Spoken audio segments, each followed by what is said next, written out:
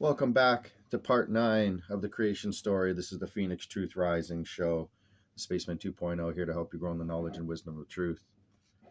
Now, having said that, this is going to be the true meaning of Christmas or Christ's Mass, and may you enjoy coming into an understanding spiritually, psychologically, philosophically, understanding this as a concept to understand. While the personage of Christ, Izu Emmanuel, his new name Sananda, is a true meaning, because if you were the only one Christed being on the planet, it would thinking you're the one, a messianic complex comes upon you, and you might go a little bit crazy. So with that being said, let's continue on with part 9, future creation. Future creation. It was preordained that creation would exist within a rhythm of expansion and contraction since the first breath of God at the beginning of all the worlds. Eventually there would come a time when the physical universe would stop expanding and begin to contract. The process is referred to by some as the breathing in and the breathing out of God, the action of breathing out all creation and the breathing it all back in again. It is a good concept for all flows and cycles of flowing out and flowing back again to source. At this point, in what we refer to as a linear time, you are very close to the middle of the cycle, soon to reach the exact midpoint between the out-breath and the in-breath of God. The universe began to reach this midpoint when unicellular organisms were emerging on the Earth. The exact midpoint is at hand, but not yet fully attained. It will coincide with what has come to be called the second coming of Christ. Don't get hung up on terminology, for this is only a definitive term for reference. When any vibrational system reverses the momentum of its direction, as a pendulum does at the uppermost point of its swing, there is a moment of complete rest before it resumes its movement in the opposite direction. Since rest, or the total cessation of movement, constitutes the opposite of time, there is at the precise moment of its occurrence a micro-interval of non-time, a moment of eternity. This is the same interval of non-time that occurs many times every second as the atoms of the physical world vibrate back and forth. This is an opening into the Nagwell, a doorway into the presence from which all life energy springs. What happens? What happens when an entire cosmos reaches the exact point of directional change and comes to a moment of absolute rest? You will have the opportunity to see for yourself very soon now, for this event lies just before you in linear time, and that is why you have returned to bear witness. It will provide an opening for the emerging of something incomprehensible.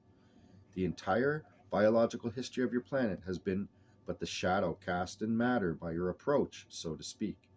It is the way that rocks and water and air have begun to respond to your presence, for you represent life itself. You are that which lies beyond duality, beyond all materializing tendencies, beyond all restraints of time and space. Your consciousness is both infinite and eternal. It can dwell in the limitations of matter and perceive through whatever filtering systems you so choose, but in healthy function it is not bound or limited by those systems. Rather, it uses them as instruments of perception, exploration, and adventure. Outside of time and space, you are one with the Creator and all that is, the Source.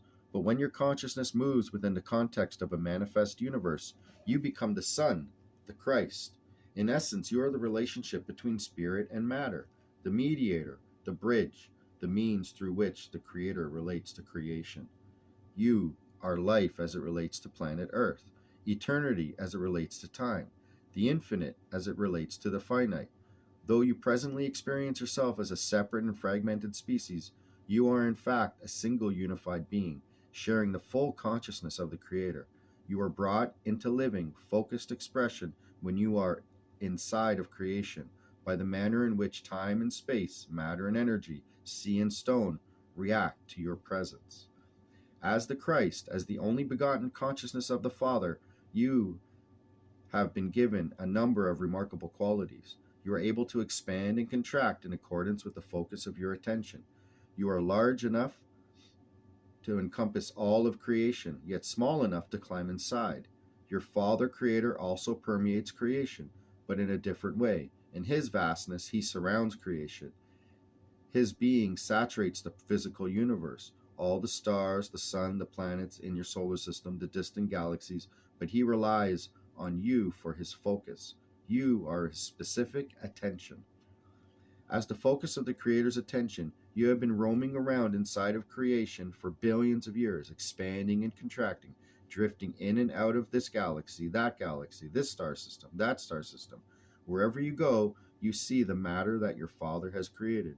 You observe the many wonderful forms it takes, the mighty suns, the red giants, the white dwarfs, the vast spiraling galaxies and the quasars, the black holes, the white holes, the whole. You watch the incredible contortions of time and space that take place in the various gravitational fields through which you pass. You note the planets, asteroids, moons, and comets circling within each star system you visit. You drift around, the Father's representative, the Father's attention, and you enjoy the worlds that have been brought into being. But all these worlds are physical. They are all made of matter. They are made of the bonded energy attention of the Father. They have a certain substance, a certain solidity that you as spirit lack. You realize that this is your limitation. You realize that they are defined and specified in ways that you are not defined and specified. Yet something about them certainly intrigues you. Then it happens.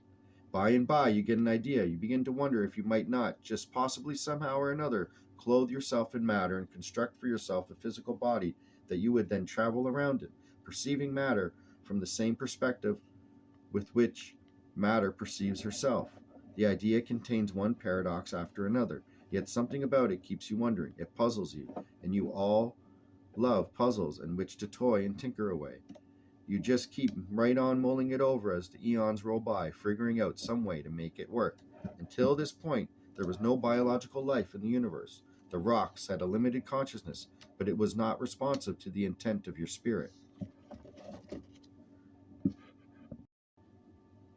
In solid, liquid, or gaseous state, matter, as created and defined by your Father, behaved quite predictably according to fundamental physical principles, untampered with until that time. Throughout your travels in the physical universe, you had always kept your consciousness separate from the matter you observed. At the time you hit upon this plan, however, all that changed. You looked around until you found a suitable planet for what you had in mind. Not too hot, not too cold, situated within a stable young star system. You then focused your attention in your vibrational body in an entirely new way, an open way, a self-sacrificing way, a very powerful, loving way. Gently, slowly, you began to approach the planet. As the outermost edges of your vibrational field touched the waters of the planet, particles of previously inert matter began to gently vibrate to the rhythms of your being, aligning themselves with the energy patterns found on the periphery of your awareness.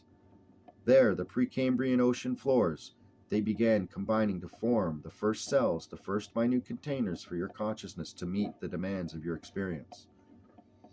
In your new orientation, with your new form of attention and a gesture of infinite love to this planet, you begin offering your consciousness on the time-space cross of material reality. You allowed your consciousness to clothe itself in the limitations of physical substance, accepting its restrictions.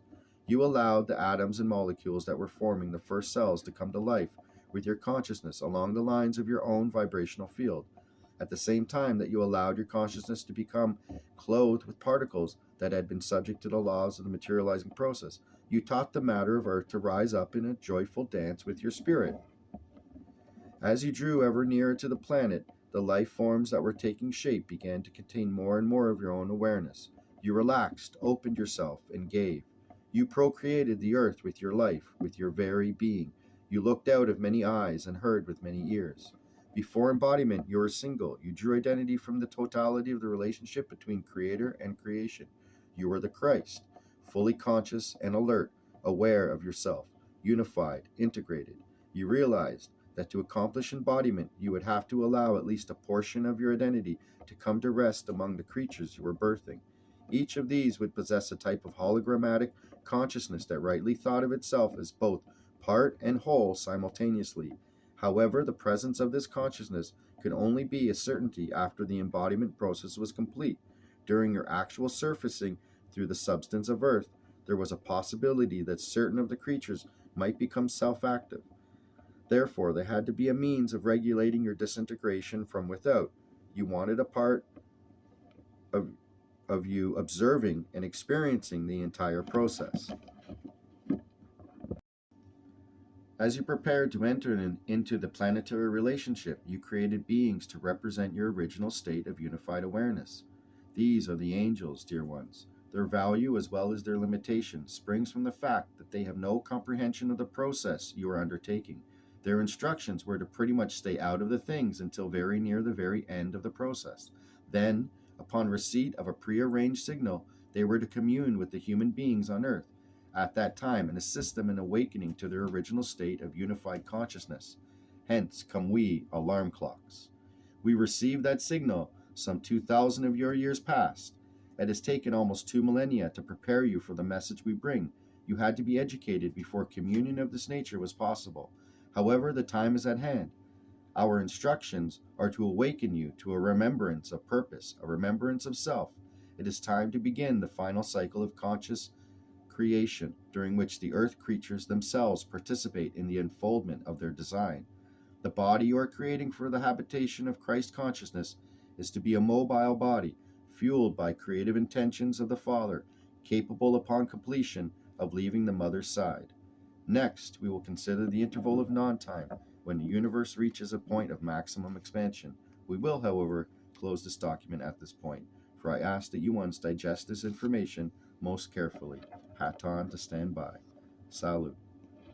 So with that being said, may that be a happy Christmas Eve present to you about Christ consciousness and how Christ is a consciousness that came to this planet in not only your holy collective human form, but as one to take on the understanding and oneness with God, to show us that we can be that which He is too. For in these days we shall be able to do things greater than He, as He has said.